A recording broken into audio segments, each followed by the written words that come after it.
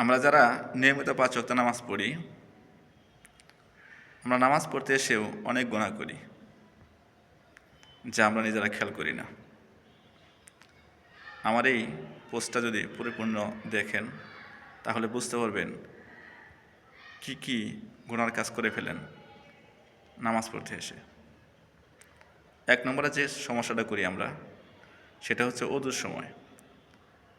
আমরা ওযুর সময় এত কথা বলি যে ওযুর কোন অঙ্গটা ধুইতে পেরেছি আর কোনটা ধুই নেই সেটাও ভুলে যাই। আবার অজু করতে গিয়ে মানুষের গীবত করি, যার কারণে গুনাহ শুরু হয়ে যায়। অজু করতে গিয়ে অনেক পানি অপচয় করি। আমাদের প্রয়োজন ছিল যে পরিমাণ পানি, তার চেয়ে অনেক বেশি পানি আমরা ছেড়ে দিয়ে থাকি। বিশেষ করে ট্যাপে অজু করলে পানি তো সবসময় পড়তেই থাকে, আমরা তো কোনো সময় বন্ধ করি না।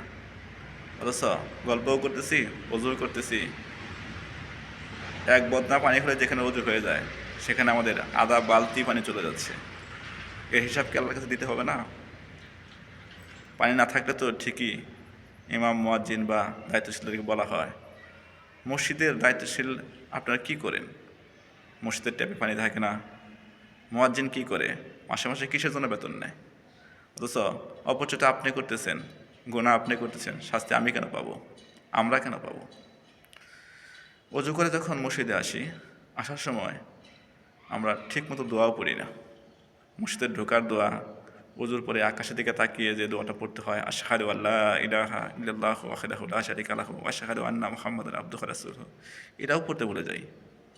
এরপরে মসজিদে ঢুকে যখন নামাজে দাঁড়াই, দাঁড়ানোর আগে অনেকগুলো কথাবার্তা বলে ফেলি, সমালোচনা করে ফেলি। এরপরে নামাজে দাঁড়ানোর সময় কাতা সোজা করি না।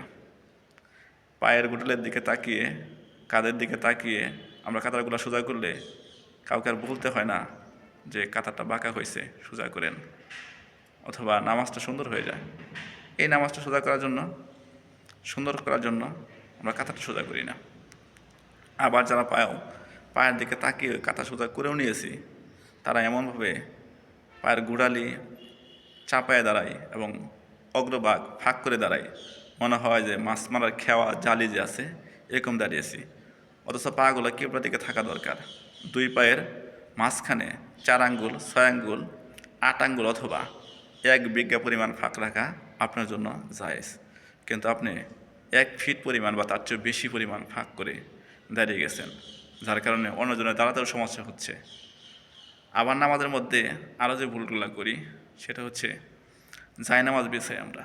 আমাদের জায়নামাজে কেউ পা রাখতে চায় না, আমরা তাদেরকে কাছেও টানি না, না টেনে বলি যার যার জায়গায় সে দাঁড়াইছে। অথচ নামাজের মাঝখানে ফাঁক রাখাই জায়েজ নেই। 2 নামাজের মাঝখানে যদি ফাঁক থাকে, ওই জায়গাতে শয়তানের ওয়াসওয়াসা শুরু হয়ে যায়। তাছাড়া ইমানদার মুসলমানের মধ্যে মিল মহব্বত কোত্থেকে হবে? আপনার শরীরের সাথে যদি আরেকটা দরিদ্র ভাই শরীর নাই লাগে, একটা রাস্তার লোকের সাথে যদি আপনার ধনাঢ্য ব্যক্তির যদি পার্থক্যই হয়ে যায়, তাহলে তো আপনি অহংকার নিয়ে নামাজ পড়তেছেন, আপনার নামাজই হবে না।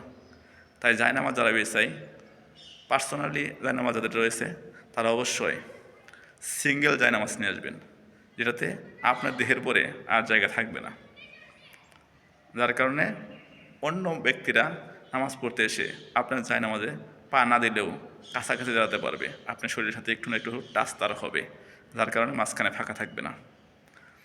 এবং নামাজ শুরু হওয়ার আগে আমরা দুনিয়াবি কথাবার্তা এমনভাবে বলি যে মুয়াজ্জিন ইকামত দিচ্ছে, সেখানেও হট্টগোল শুরু হয়ে গেছে, ডাইনে বামে লোক শট পড়ে যায়, একটুও খেয়াল করি না। নিজেরাই তো দেখতে পারি মুয়াজ্জিনের ডাইনে একজন দাঁড়াবো, বামে একজন দাঁড়াবো, এইভাবেই তো দাঁড়ানোর কথা, কিন্তু ডাইন পাশে ভরে গেছে, বাম পাশে খালি রয়ে গেছে, এমনভাবে দাঁড়াই। এবং দাঁড়ানোর পরে আমরা বলতে থাকি, এই এদিকে আসেন, এদিকে আসেন, এদিকে আসেন। কেন?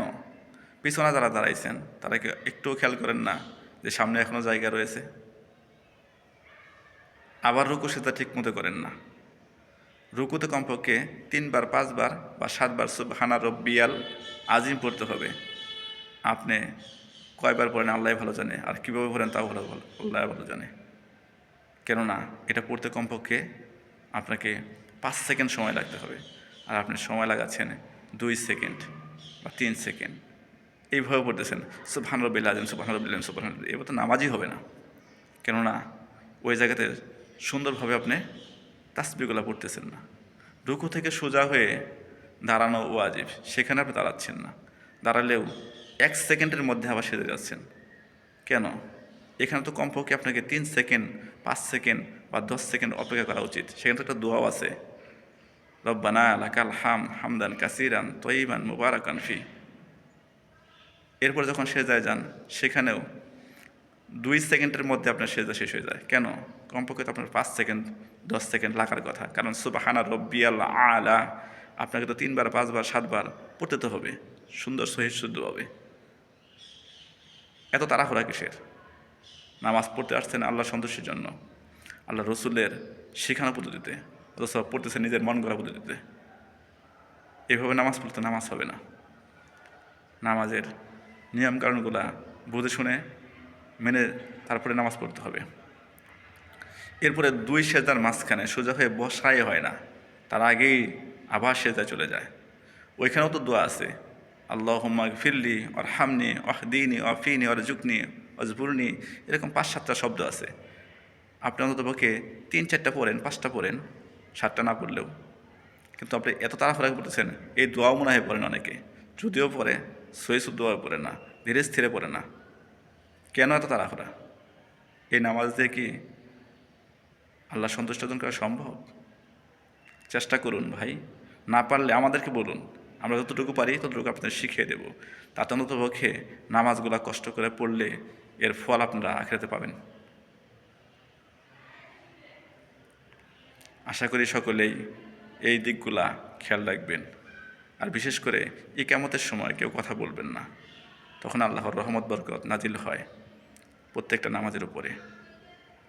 সহিহ শুদ্ধভাবে নামাজ শিখুন, পড়ুন এবং আখিরাতে এর ফল ভোগ করুন।